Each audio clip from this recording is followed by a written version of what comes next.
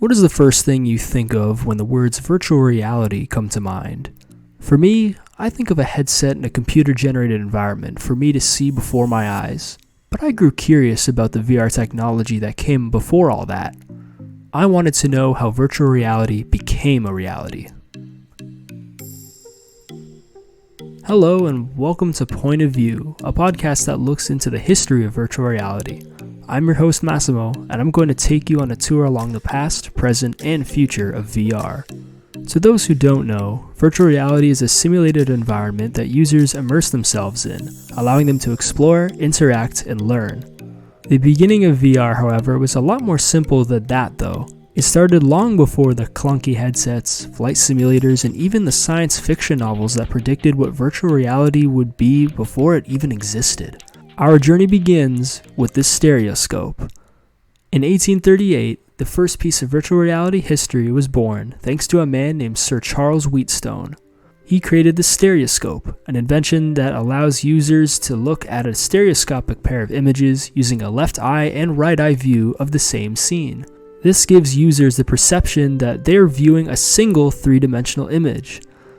To explain a little bit further, the stereoscope works by placing two mirrors on the left and right to reflect the two pictures of the same scene, taken from slightly different angles to make the pair of 2D images look three-dimensional. This is because of something called binocular depth perception, the illusion that a pair of 2D images appear as one 3D image, just like how binoculars work, as the name entails. So you're probably thinking, the first major breakthrough in virtual reality without a headset or even lens? Sounds crazy, right? Well, it wasn't long until the stereoscope evolved into something that looked a little more familiar. A couple of years later, a man named David Brewster took one look at the stereoscope and thought, I can make something a bit better than this. I want the people to see the world in front of them, so they can be surrounded in a scene. And that's exactly what he did. In 1849, Brewster created a better pair of the stereoscope called the lenticular stereoscope. What's the difference, you might ask? Well, this uses lens instead of mirrors, making it a lot easier to see through. It was basically the first headset, without any computers, sensors, or even light. Before we had the Oculus Rift, people had to make do with a device that looked like a pair of binoculars attached to a wooden box, kind of like a makeshift headset that a kid would have to make for a school science fair project. Let me show you how it worked. It had a slot where users would insert a stereo card, a pair of near identical images side by side to one another, just like a stereoscope. Instead of looking at a pair of mirrors, however, users simply stared through the lenses and got the same 3D effect, making the stereoscope much simpler for people to use.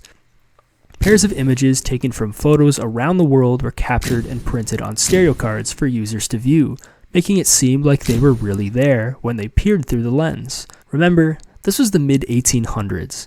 People couldn't exactly get around the world without a few weeks or even months. The lenticular stereoscope paved the way for virtual tourism, giving people access to a first-person view of wherever they wanted to go. Everywhere from the amazements of America to the euphorias of Europe. Just pop in a set of stereo cards featuring a photo of your desired destination and look through those lenses.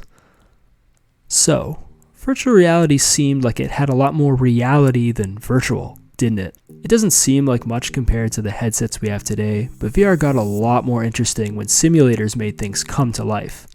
Well, seemingly. Tune into the second episode where I cover the next chapter of virtual reality history when things start to really take flight. Once again, I'm your host Massimo, and thanks for listening.